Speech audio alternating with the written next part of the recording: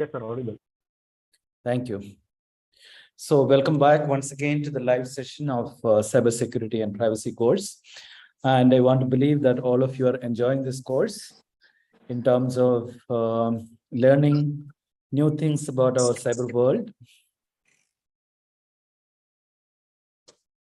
And I also understand that you have challenges of various kinds in doing the course, which is, of course, expected when you do things online and when you don't meet physically. But thank you for the understanding. Before I start, I want to request all the participants to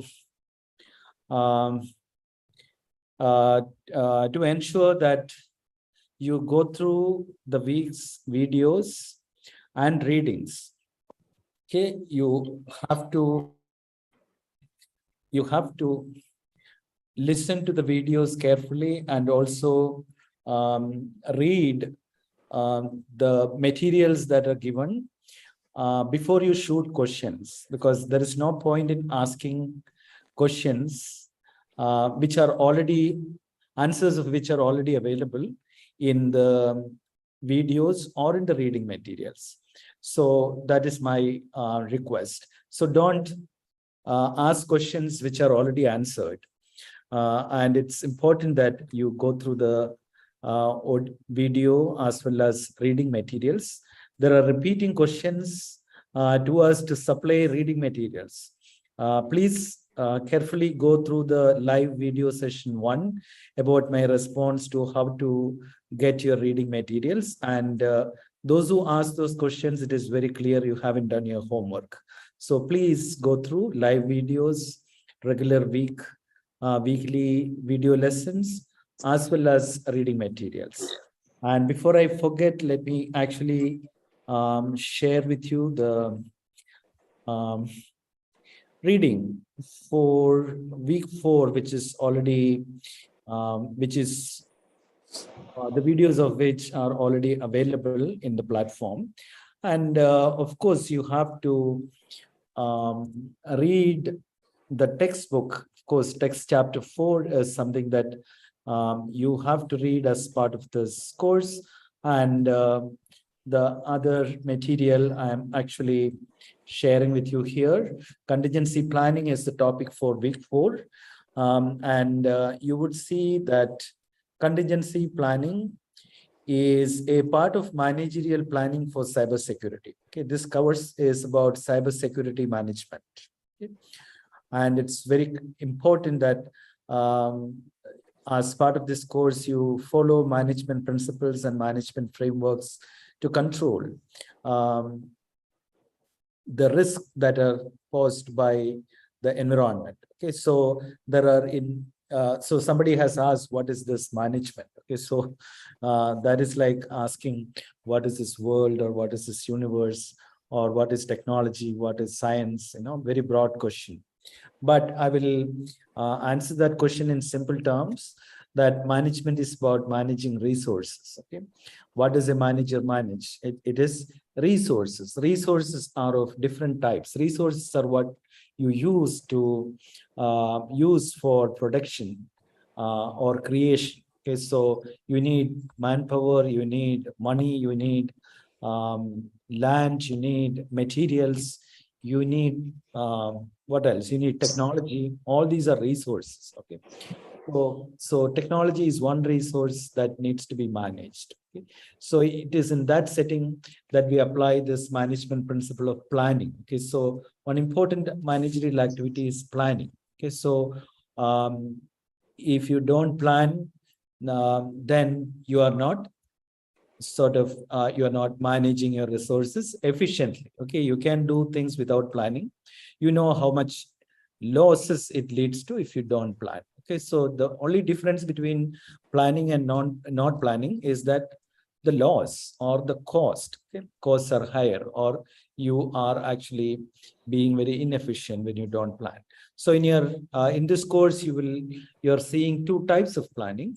One is the contingency planning, other is the risk management planning. Okay, so risk management will come later in this course, but you see contingency. Okay, the word contingency means it is not predictable. Okay, you don't know, you have uncertainty. Okay, as you stand today, everything looks good. Okay, when you look at the surroundings, well, it's a sunny day, it's not going to rain, and there are no clouds. So you believe that the whole day is going to be like that. Okay, but then comes the afternoon and the clouds form in the sky, and all of a sudden there is a rain. Okay, well, and you get wet or your material. Sir, you're speaking on mute. Yeah, because you didn't plan for a situation like this. Okay, and even when you expect a rain to happen in the afternoon, but still, okay, you are not sure. Okay, or you will plan for it, but still, despite all the planning, things can get worse. Suppose there is a tornado along with the rain, and suppose there is an let those things not happen. Okay, so unexpected things do happen. So contingency planning is about planning for the unexpected. Okay, that's like a like a paradox. Okay, so how can you plan for the unexpected? That is what this week's lesson on cybersecurity contingency planning teaches you. So you can see that the impact of events, or what we call incidents. Okay? We deal with incidents. We prepare for incidents in contingency planning. An incident is something that could happen in future. Okay, so contingency planning and that way is reactive. Suppose something happens despite all the preparations. How do you restore your organization, your business, your system back to operational condition, okay, back to the normal running condition?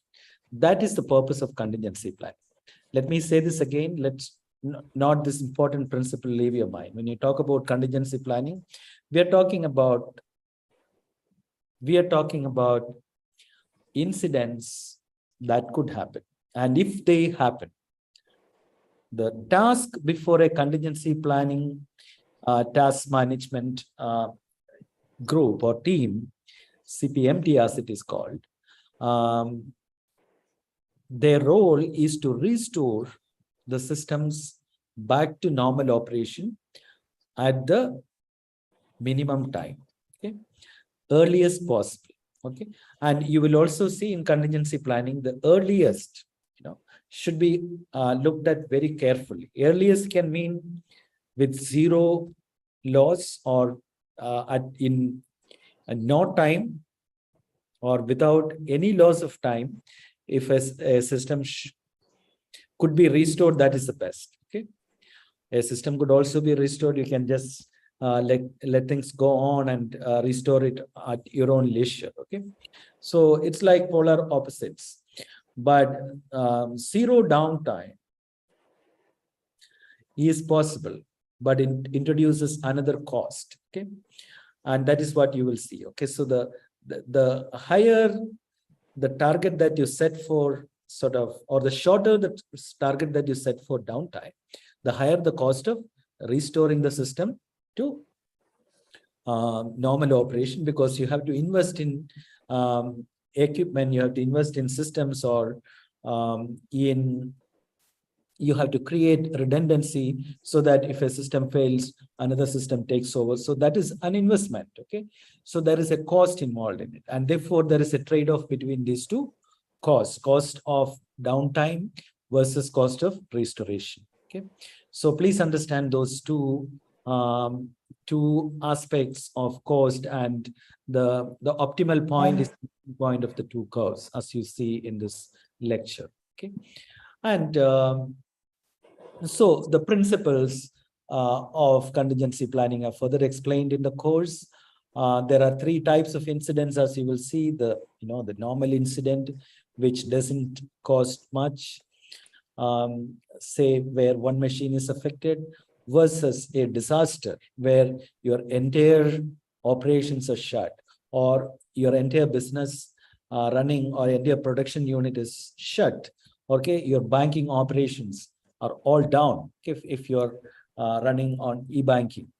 So therefore, you may have to, the impact is very high. Okay. So you may have to shift to an alternate location. And that's what disaster recovery means. Disaster means the place that you're operating in is destroyed. Okay. You can't operate there anymore. Okay. If you are operating in Adyar in Chennai, and your unit of operation is there, whatever business that you're doing, okay, be it manufacturing, be it services, be it anything, okay, you in a disaster situation, you cannot operate there anymore. You have to move your entire unit to another location, and that's called disaster recovery. Okay, sorry, business continuity. I'm sorry, business continuity. Okay, so what is between business continuity and a incident? Okay, a normal incident is the disaster. Sorry, I think I used the words wrongly. I apologize. Disaster recovery is recovery to the same location. You don't change the place. Business continuity is when you cannot operate there anymore. You need to move out of that place. That is called business continuity planning, BCP, right? Disaster recovery is about recovering the system from a disaster, but to the same location. Okay, so then before disaster or before the incident, during the incident, post-incident, what are the activities and what are the plannings? What are the planning and then what are the activities based on the plans that a unit can do is what is explained in contingency planning. Okay, so go through the lessons carefully and understand the principles of contingency planning. And we also have discussed the case of iPremier. Okay, iPremier A actually describes it as a narrative of what happened in an organization, in an young e-commerce organization, when there was a distributed denial of service attack. And you could see from the case, the way it was presented, that the organization was not prepared, and everyone starts blaming the other because they are not prepared. So an important thing as technical people and also managers, I see the audience as both. You need to have managerial ability, you also need to understand technology. Okay, so how would you actually, what would you do to prepare this organization for future is an important task. Okay, of course, at the end of the case, that discussion you would see. Okay, so how what are the steps that the organization is taking to treat cybersecurity seriously? Okay, so lack of contingency planning leads to unexpected downtimes, okay, serious downtimes, and that could be sometimes disaster, that could call for business continuity sometimes, in the sense you have to shift location. This happens because two reasons. One is that your protection mechanisms are not sound enough. Second, despite things happening, you start blaming each other or start staring at the walls because you're not prepared. You don't know what to do when there is a major incident. Okay, so be prepared. Even if you have done all risk management activities, you have invested in protection mechanisms by technology, by people, and so on, but still things could go wrong, and be prepared. That is the meaning of contingency planning. Okay, now I have shared the readings for the week, and now let me go through some of the questions that have come from the participants. My TA Binod Kumar has classified the questions. So I find that a lot of questions have sort of questions. These are questions regarding submission of assignments. What happens if the assignment is not submitted or delayed? Will I get my certificate, and so on? So these, NPTEL platform runs based on clearly defined rules. Okay, so you will get response from the from the NPTEL team on this questions related to the platform rules. Okay, so even I'm not competent to respond to some of the questions about what happens if it delays, etc. Okay, or so there may be nuances. So the team will be answering your questions. But the best way is have a weekly plan for listening to the videos. Okay, set apart maybe every day 1 hour. Okay, that's up to your work schedule. Okay, so you have to spend time to understand the course and then read the materials. For example, chapter 4 of the textbook is the reading for last week and this week. Okay? Unless you read, you don't learn. Okay, and if you don't learn, you cannot answer the assignments. Okay, so don't miss the assignments. And if you miss assignments regularly, then it's going to be a problem, especially if you want a certificate. Okay, I'm not answering questions related to the reading materials, which was cases, etc., because they have already been answered. There is a question, sir, is this cybersecurity used in phone? I don't know what is the meaning of this question. But I presume that the question is related to smartphones, and maybe the question, the participant is asking if I assume that are smartphones vulnerable. Okay, so you want to think that, say, servers and PCs are vulnerable, but smartphones are not, but they are vulnerable. Okay, there are different types of attack that happens on phones. You must have heard about the major case of an Israeli firm snooping on Indian politicians. Okay, let me not mention the name of that case, but it's politically charged, but it did happen. Okay, so the data stored in your cell phone, in cell phones, were stolen by malware. Okay, so they do happen. Okay, and another important source of cyber attack as far as phones are concerned is phishing. Okay, let me write down the spelling. It is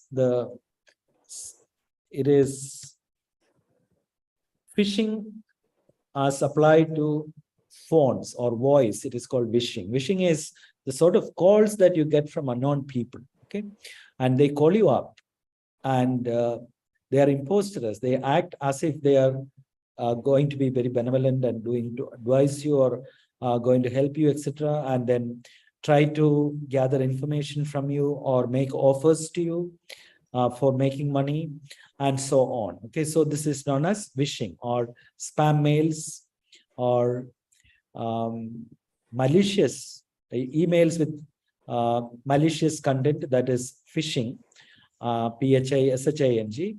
Voice calls with malicious intention and content is VISHING. Okay, that is actually related to phones, since the question is specifically about phones.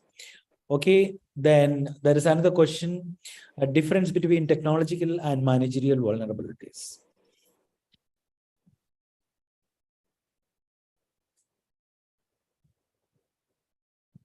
Well, that's a good question. I think it is partly addressed in the first session or in the first week. But let me repeat, cybersecurity consists of technology, or the risk is actually mostly with the technology, but you cannot separate people from technology. Okay, people process technology. Okay, so if you have to give one name for information system or one breakup of information system, it is people process technology. Okay, so there are people, there are process, there are technologies. Now, if you look at the target corporation's case, you will see that there were vulnerabilities which were exploited by very clever minds who are known as hackers. Okay? And what are some of the vulnerabilities that you saw? Of course, there was a problem with the LAN configuration. Okay? So there was a mistake or error in the LAN configuration, because of which a vendor could access a POS of a retail company. Okay? That configuration was wrong. But was it a technological vulnerability or a managerial vulnerability? That is a question. Well, it is like that is actually a cause and effect sort of thing. Okay, for example, if you describe what is a vulnerability, the vulnerability was with the LAN. Okay, which was exploited and a malware was planted by the hackers. So that is the incident, or that was the attack. Now, vulnerability was misconfiguration. That is what you see as vulnerability. But what is the cause of that vulnerability? It's a misconfiguration. Okay, it's a human error. Okay, who is responsible for it or who caused it? Okay, so it's like fever and infection, right? When you have infection, you get fever. Okay, but what is causing the fever is the infection, right? Fever is like a symptom. So that way you see the managerial faults or errors get reflected in technology, okay, and which leads to cyber attacks. Okay, so management or people who are integral part of the resources of management. They and the management part and the technology part are very intertwined. Okay, so therefore you cannot separate them often. Okay, both are involved. Okay, but in certain cases you can clearly see that the problem is with the people or it is with the management. For example, logging. Okay, logging was turned off. Okay, and therefore it was difficult to trace who accessed the system. Okay, that was the problem with iPremier company, right? There was no logging. And why is logging turned off? Because the system becomes inefficient. So who turned it off? It's the people who turned this off. Whose decision it was to turn the logging off? It was a decision by certain professional. Okay, so oftentimes if there are no strict management processes, okay, to ensure that this kind of decisions are not made or this kind of activities don't happen, then your systems become vulnerable. Okay, so therefore management and technology are closely related or intertwined, I would say, in cyber security. And therefore, these have to be seen together. Okay, so what can prevent such kind of errors are standards or strong processes. Okay, and that is what you see in when you discuss the risk management procedures and the standards for cybersecurity management. Okay, so in the presence of which such incidents can be minimized. Okay, so I hope it is clear, especially with the case studies, you understand how these two aspects go together in cybersecurity.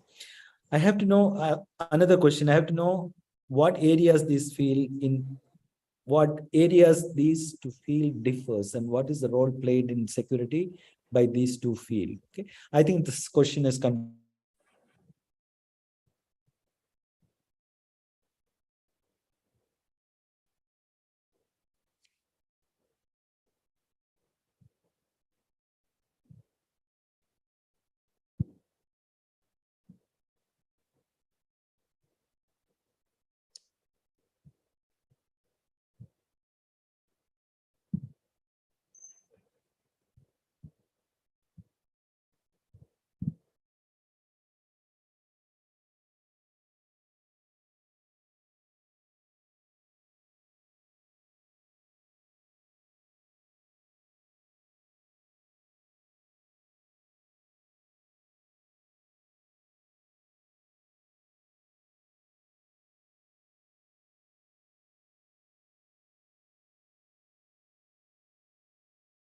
Hello, I think I got disconnected. Am I audible now?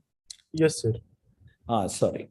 Yeah, so whether target corporation cyber attack happened because they followed technology used by CIA, that because I'm not sure, because the case only suggests that they had the best technology, which is protecting as good as a technology which is protecting a country. Okay, and so that was the kind of investment they made. Okay, that is what the case says. And is that the reason why they had vulnerabilities? The case doesn't say so. The vulnerabilities arose because of tech management failures, as is very clear in the case. For example, misconfiguration and lack of log details, etc. These were all errors, okay, from human errors, I would say. Okay? And therefore, despite having the best technology, you still can have vulnerabilities. That is because of people. And that is the bigger cause of data breaches today, or in the last 1 decade.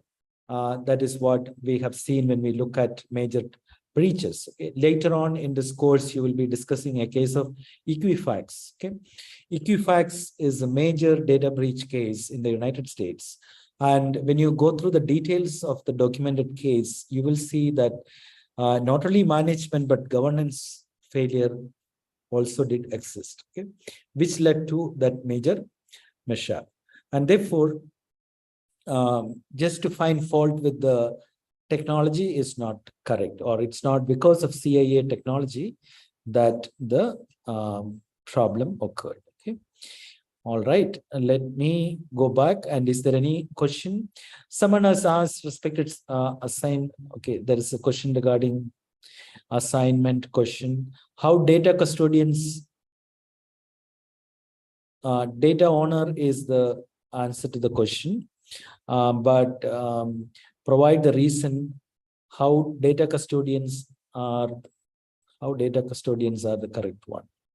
I don't know if the question is written correctly, because I can't understand exactly what the participant is asking, but let me take that question and clear your doubt. Okay, that is question related to data owners. The question is, who are responsible for the security and use of a particular set of information? Data users, data exporter, data custodians, data owner. Okay, and the answer was data custodians. Okay, so here I'm not data owner, but here you are supposed to have read the textbook, right? If you read the textbook, the data owners, data custodians, and data users are defined. Okay, I suggest that you visit page 40 of your textbook, which is chapter 1. So data owners are members of senior management who are responsible for the security and use of a particular set of information. The data owners usually determine the level of data classification as well as the changes to that classification required by organizational change. Okay, so data owner is at a higher level, senior management. Data custodian is someone who works directly with data owners. Data custodians are responsible for the information and the systems that process, transmit, and store it. Okay, so data custodians comes at an operational level. Okay, so say, for example, a database administrator is the custodian of the data that is stored in a database, but database administrator is an employee of an organization. Okay, so suppose your organization's name is XYZ. Okay, XYZ is the data owner. Okay, and a certain department which is responsible for managing the database, it could be the IT department. They are the data custodians because they do the operational aspect. Okay, data users are people whose data is stored. Okay, that could be you and me. Okay, in an educational institution, the students are the data users. Okay, Another related term would be data subjects. When we discuss data privacy, you will have this term data subjects also. Data, whose data is stored or processed or transmitted. Okay, they are the data subjects or data users. I hope it is clear to you, and now you understand why the answer is C, which is data custodians. All right, and again, a small hint here is, if you read your textbook well or your materials for the week well, then you will be more precise in your understanding about the topic. Okay. These are technical terms. Okay, these are not terms that you can use loosely. Okay, because these terms have certain definitions. Okay, and definitions of concepts do matter in academy, and therefore read thoroughly, and there is no other way. Okay,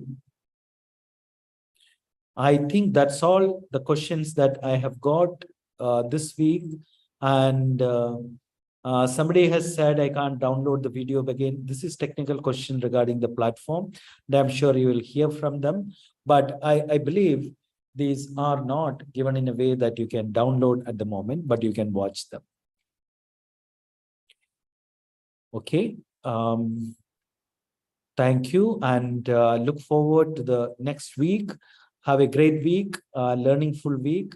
Do spend time listening to the videos and reading the materials and reflecting on what you learned. And that is the time for your assignment. Okay. Okay. All the best. See you again.